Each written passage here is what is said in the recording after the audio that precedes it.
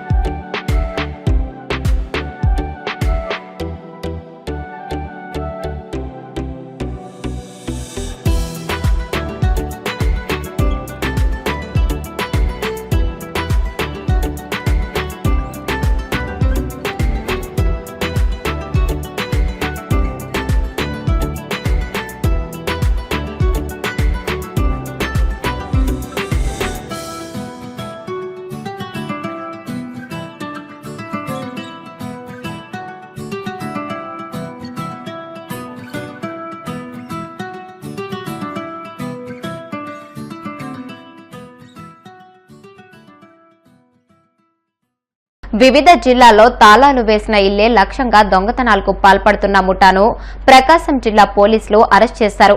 నిందితుల నుంచి సుమారు కిలో బంగారు ఆభరణాలు, వెండి పాత్రలను స్వాధీనం చేసుకున్నారు. ఎర్రచంద్రం స్మగ్లర్లు ఫక్రుద్దీన్, మహబూబ్ పీరా, లతీఫ్ బాషాలు ప్రకాశం, నెల్లూరు, కడప, అనంతపురం జిల్లాల్లోని ఇళ్లల్లో దొంగతనాలు చేస్తున్నట్లు పోలీసులు తెలిపారు. ఎర్రచందనం అక్రమ రవాణాపై పోలీసుల నిఘా ఉండటంతో వీరు దొంగతనాలకు అలవాటు పడినట్టు ఎస్పీ చెప్పారు. వీరంతా చాలాసార్లు అరెస్ట్ అయ్యి మళ్లీ బయటకు వచ్చాక దొంగతనాలకు పాల్పడుతున్నట్లు ఆయన వెల్లడించారు.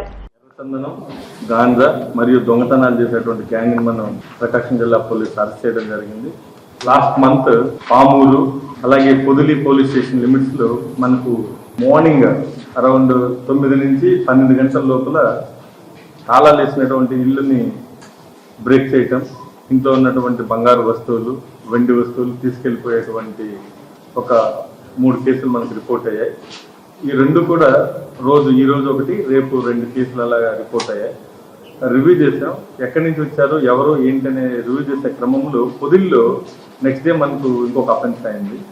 ఇమ్మీడియట్లీ అసలు ఎవరు వచ్చారనేసి local CI and team, SI team verify చేశారు. మనం యాక్చువల్గా దాంట్లో మనకు ఒక ఇన్ఫర్మేషన్ వచ్చింది.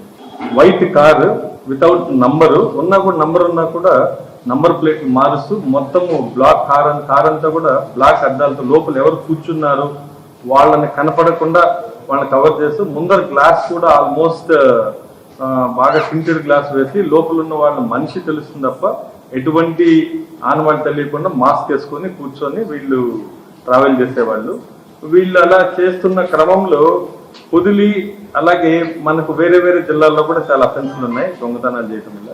ముఖ్యంగా మనకు పొదిల్లో ఎప్పుడు ఈ అఫెన్స్ జరిగిందో అక్కడ ఉన్నటువంటి లోకల్ సిఐకి మేము రివ్యూ చేసుకొని ఒక కారు వచ్చింది, దీన్ని ఎక్కడి నుంచి వస్తుందని మేము సీసీ ఫుటేజ్లు అన్నీ కూడా చెక్ చేసుకుంటూ వెళ్తాను. ఈ సీసీ కెమెరాస్ అన్నీ కూడా మనం రీసెంట్ గా మన గౌరవ ముఖ్యమంత్రి గారు ఇచ్చినటువంటి ఇన్స్ట్రక్షన్స్ అలాగే డీజీ సార్ ఇచ్చినటువంటి ఇన్స్ట్రక్షన్స్ ప్రకారం మనము ప్రజల్ని మోటివేట్ చేసి పెట్టినటువంటి కెమెరాలు ఇవన్నీ కూడా ఐటీల్లో ఒక వైట్ కార్ ఈ యొక్క డౌట్ గా మనకు ట్రాక్ అయింది. అలా దాన్ని వెనక్కి ఎక్కడి నుంచి వచ్చిందనేసి మనం ట్రాక్ చేసుకుంటూ వెళ్తే మనకు ఆల్మోస్ట్ పొదిలి నుంచి బ్యాక్ బెస్తవారిపేట ఆ రోడ్డు అలాగే అటు నుంచి ఫైనల్ గా అది మైదుకూరు అలాగే బద్వేలు అలా పొద్దుటూరు వైపు వెళ్తున్నట్టు మనకు ఒక ఇన్ఫర్మేషన్ రావడం జరిగింది.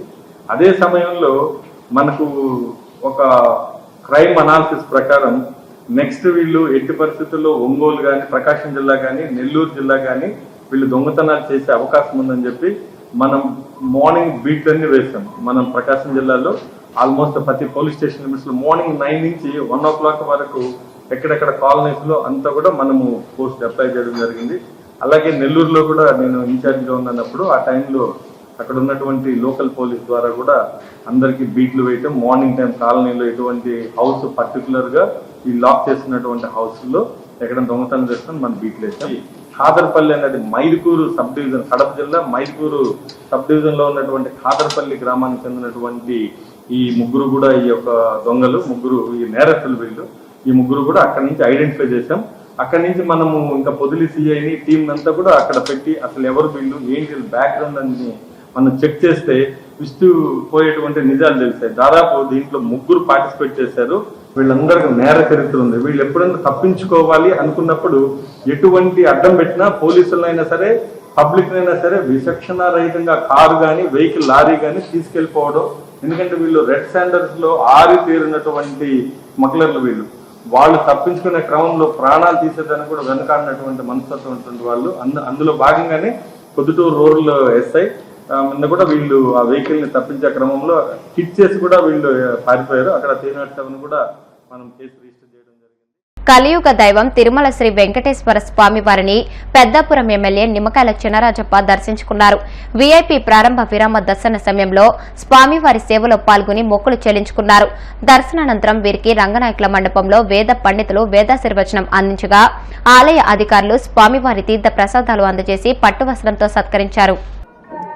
వేళ స్వామివారి దర్శనం బాగా జరిగింది. వేళ బోర్డు నిర్ణయం తీసుకోవడం జరిగింది. బోర్డు విఐపి తగ్గించాలి, సామాన్యుల భక్తులకి పెంచాలని ఒక కార్యక్రమం తీసుకుని అందులో భాగంగా మా లెటర్స్ అనేవి కూడా ఆఫ్ చేయడం జరిగింది. వేళ నేను దర్శనం చేయడం కోసం నేను రావడం జరిగింది. ఈ బోర్డు కొత్త బోర్డు వచ్చిన తర్వాత అనేక మార్పులు తీసుకొచ్చి సామాన్యులకి అందరికీ అందించాలి, బాగా అందుబాటులోకి రావాలి, అన్ని సౌకర్యాలు బాగుండాలి, ఆహారం బాగుండాలి, ఎడ్యుకేషన్ బాగుండాలి, వైద్యం బాగుండాలని ఆలోచనతో మరిన్ని కూడా బాగా స్ట్రీమ్లైన్ చేయటం ఉంది. అలాగే చంద్రబాబు నాయుడు గారు కూడా ఆయనకి మొదటి నుంచి కూడా వెంకటేశ్వరం అంటే భక్తులు. మరి ఆయన నమ్మకం ఏంటంటే ఆ రోజు మరి బాంబు బ్లాస్ట్లో నేను బతికానంటే స్వామివారి నన్ను బతికించాలని నమ్మకం ఎందుకు ఉంది కనుక ఇది గుడి మీద ప్రత్యేకంగా శ్రద్ధ వహించి ఈ గుడిని బాగా తీర్చిదిద్దాలని ఆలోచనతో ఆయన ఉన్నాడు. తప్పనిసరిగా ఇలా భక్తులందరూ కూడా ఒక నమ్మకాన్ని ఈ దేవుడి మీద నమ్మకం పెట్టుకుని ఇలా ఉండాలని చెప్పి చదవాలి. అంటే అక్కడ పరిస్థితులను బట్టి బోర్డు నిర్ణయం తీసుకుంటే ఆ బోర్డు ప్రకారం మనం వెళ్తాం. ఎందుకంటే ఆ ఎక్స్పెరిమెంట్ ఒక ఎవరికి ఏది బాగుంటుందని చెక్ చేస్తారు. మాకు 6 గంటలకు ఇచ్చారు. దర్శనం బాగా జరిగింది.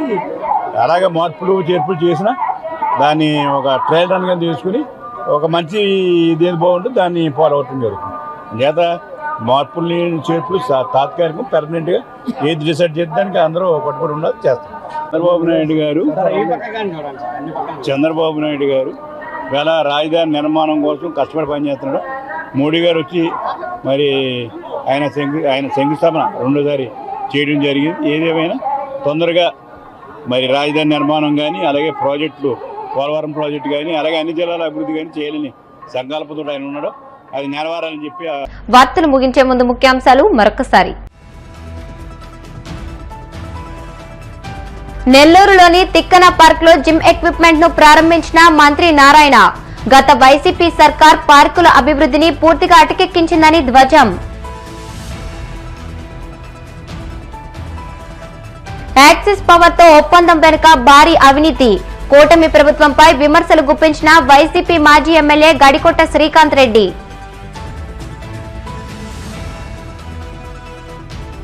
పీజీఆర్ఎస్ లో అందిన ప్రతి అర్జీని క్షుణ్ణంగా పరిశీలించి నాణ్యమైన పరిష్కారం చూపాలి. అధికారులకు పశ్చిమ గోదావరి జిల్లా కలెక్టర్ నాగరాణి ఆదేశాలు.